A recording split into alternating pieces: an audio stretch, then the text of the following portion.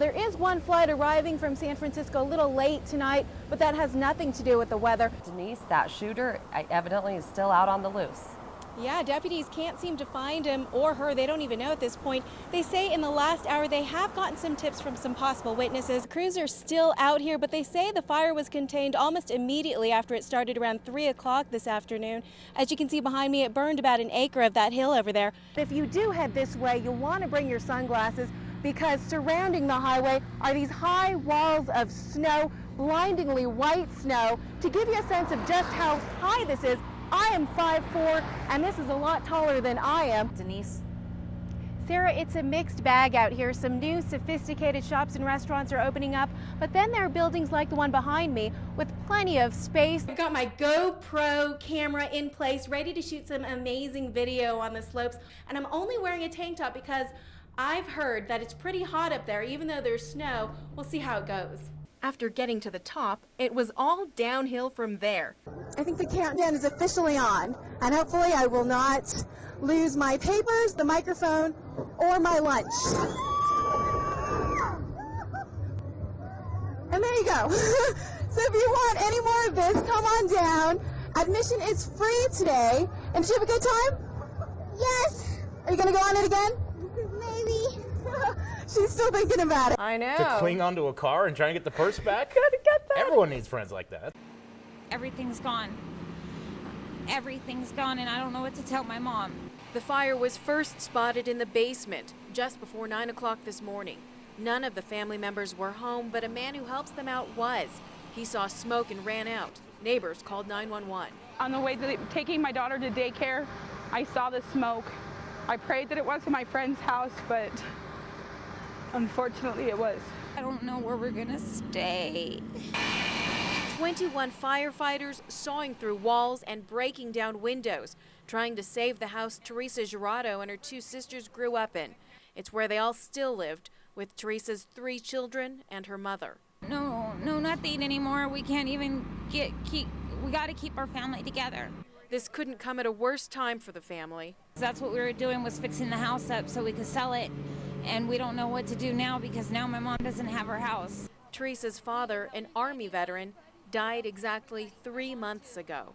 I don't know what to tell my mom because she asked me to come back over here to get some pictures and stuff of my father, and everything's gone. The family is now trying to find 2 of their dogs, and the Red Cross has offered to help them out.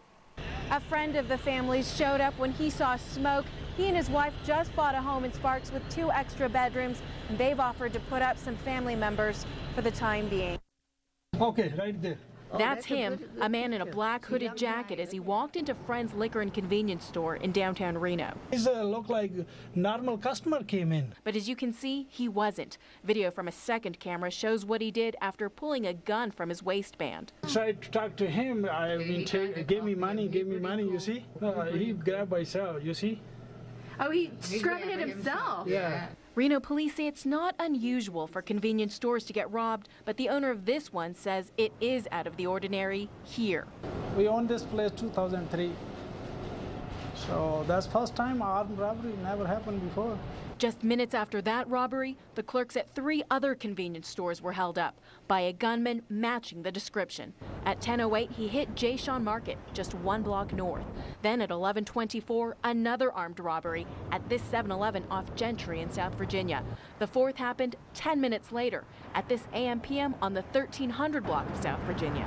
It's just, I don't like it. People in downtown Reno say this isn't what they expect here, and they're hoping police can make an arrest. I do hope that they get this under control quickly, because then that will let other ones know that we're not going to tolerate it.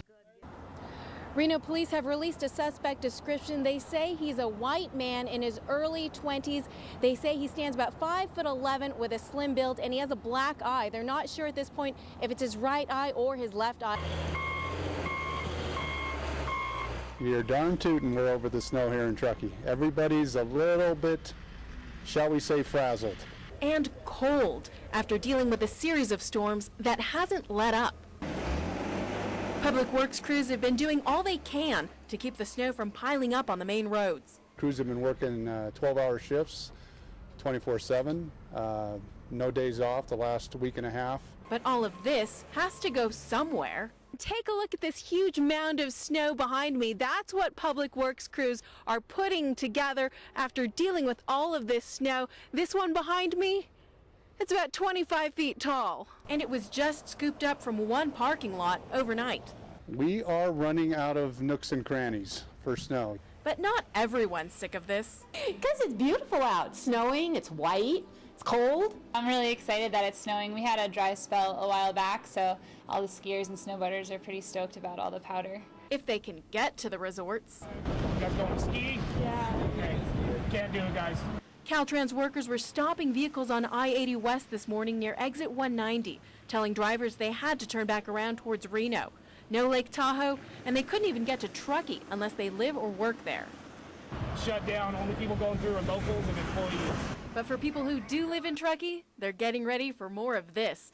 In Truckee, Denise Wong, KOLO 8 News Now.